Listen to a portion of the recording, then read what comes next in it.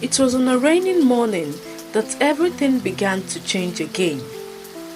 Mrs. Fumi stood outside a small house, tucked in a quiet part of the neighborhood. Her heart beat fast as she faced the wooden door, unsure how to even start the conversation that had waited years to happen. She knocked anyways. "I'm sorry to disturb you," Mrs. Fumi said. My name is Fumi. Please, I need to talk to you, and it's about Tolu." Bisi opened the door and let her in. Though she was confused, Mrs. Fumi sat down and spoke slowly. She shared her past, the shame, the struggle, and the night she left a baby wrapped in cloth. Praying someone kind would find her. Her voice shook as she admitted it all. Bisi listened quietly. Then, without saying a word, Bisi stood, walked to a cabinet, and returned with a folded piece of cloth, old and faded. This is what he was wrapped in the night I found him," she said. Mrs. Fumi's eyes filled with tears. The cloth was real. The memory wasn't a dream. "I raised him like he was mine," Bisi added. "I didn't even know who his mother was, but I knew he deserved love." Just then, Tolu walked in from outside, carrying a bag of items. He paused when he saw the visitor. "Good afternoon, ma." He greeted, though he was unsure. Mrs. Fumi replied gently, "Hello, Tolu." Bisi asked him to go inside for a moment, and he did. Mrs. Fumi turned back to her. "You know what, ma? I didn't come to take him away. I just want to be in his life. If you both allow me, I owe you more than I can never repay." Bisi nodded, though her eyes were still filled with emotions. "Well, you know what? Let's take things one step at a time." Later that evening, they told Tolu the truth. He was shocked at first, unsure of how to react. He looked at both women, still confused but calm. "You're still the one that raised me. You're still my mother." Then he turned to Fumi and said, "I'm not angry, I just need time. But thank you. Thank you for coming back." From that day on, things began to shift. Mrs. Fumi visited more often. Sometimes she brought food, other times she'd just sit and watch him help Bisi at the shop. She didn't push her way in, she allowed things to grow naturally. Tolu began asking questions about her life, where she lived, what she did, what happened after she left him. The answers didn't always come easy, but they were honest. One weekend, Mrs. Fumi invited both of them to her home. It was large and quiet, with a big compound and a tidy living room. Tolu looked around in amazement. It was different from what he was used to, but not uncomfortable. "This is your home too," Mrs. Fumi said. "There's always space for you here, okay?" They shared a meal that day, the three of them. There was laughter, a few quiet moments, but most importantly, there was peace. After dinner, Fumi sat beside Tolu and said, "You know what, my son? I know I missed many years, but if you give me the chance, I'll be here for the rest." Tolu nodded slowly and replied, "Mom, I'm not leaving her. I can't leave her, but I'm okay with having the both of you in my life. She was there for me." Those words brought tears to the eyes of both women. In the weeks that followed, their lives began to blend in small ways. Bisi and Fumi didn't become best friends overnight, but they found understanding. The bond didn't erase the past, but it gave all the three of them a new beginning, a second chance, a wider kind of family, built not by blood alone, but by forgiveness, love, and choice. Mrs. Fumi kept her word. She didn't come into their lives just with apologies, but with action. She saw clearly how much strength and heart Bisi had poured into raising Tolu. And instead of just showing gratitude with words, she decided to do more and even much more. She began supporting Bisi's Akara business into something massive to make life easier for her. First, she replaced Bisi's old frying pan with a new one. Then she bought a second table for the newly rented and spacious shop. She also helped print a banner and brought neat packaging bags. At first, Bisi resisted the help. "Mrs. Fumi, I'm okay. Really, I'm okay," she said one day while wiping her hands. Miss Bisi, I know," Fumi replied calmly. "You know what?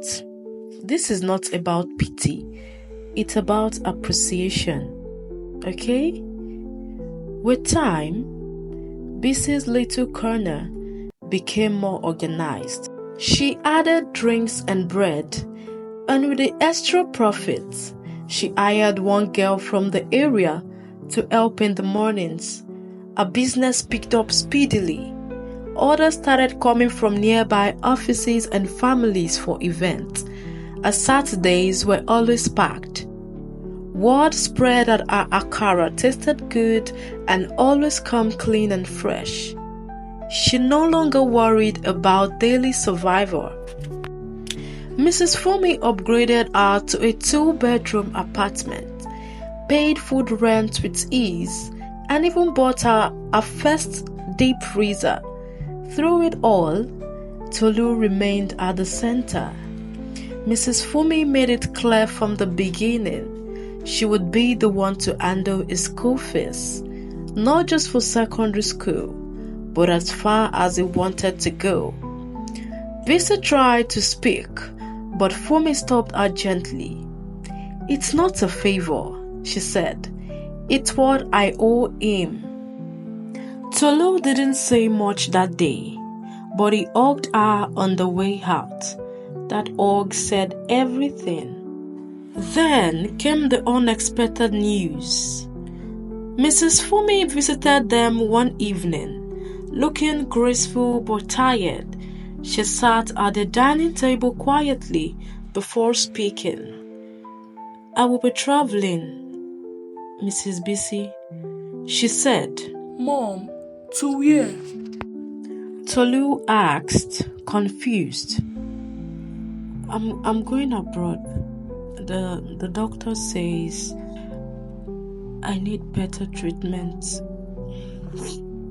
It's actually nothing new, but I think it's time to face it properly. She turned to Bisi and then to Tolu again. "My son, I will be away for some months. It could even be longer. But I've made arrangements, everything for your school, for the shop, if needed. And I'll still call weekly, okay?" She paused and then said something soft but unforgettable. I lost my son once. I never thought I would get a second chance. But I did. And I found more than I ever imagined. I found a family Thank you, Mrs. BC. Months went by, and life quietly found its rhythm. Though Mrs. Fumi was far away, but her presence was never really gone. Her calls came in almost every day, filled with warmth, updates, and the same question every time. How are you doing, my son? I hope you're okay. How is Mrs. BC? Her health improved gradually, and even from a distance, she remained a part of their story. BC's Akara business settled into something stable and fulfilling. She no longer hustled with fear, but moved with grace and confidence. Her hands, once worn out from struggle, now worked with purpose. People saw her differently, not just as the woman who sold akara, but as someone who had risen above all odds. She was no longer surviving, she was living. Tolu too had blossomed, now standing stronger and wiser. He was no longer the quiet boy from the corner. He had become a young man full of promise, kind, focused, and deeply rooted in love. He had found balance between two mothers, two stories, and one heart full of gratitude. One Sunday evening, while sitting with BC and eating boiled corn, Tolu asked, Mom, do you think my life would have been better if none of this happened? BC smiled and shook her head gently. Well, my son, life doesn't always give us perfect beginnings, but sometimes the middle and the end can still be beautiful. And the quiet lessons that held them all together was this: everyone deserves a second chance, and when life gives you one, use it well. Motherhood goes beyond blood. It's seen in love, sacrifice, and who stays.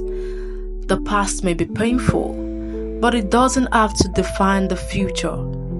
Healing begins when love is chosen over ego. True wealth isn't always money. Sometimes it's peace, dignity, and the people who genuinely care. Life may not start perfectly, but it can still end beautifully. Tolu didn't grow up with a perfect story, but he grew up with love, and in the end, that was more than enough. Dear viewer, if this story touched you, don't forget to like, subscribe for more inspiring stories like this, and also share with someone who needs a gentle reminder that love, forgiveness, and second chances still exist.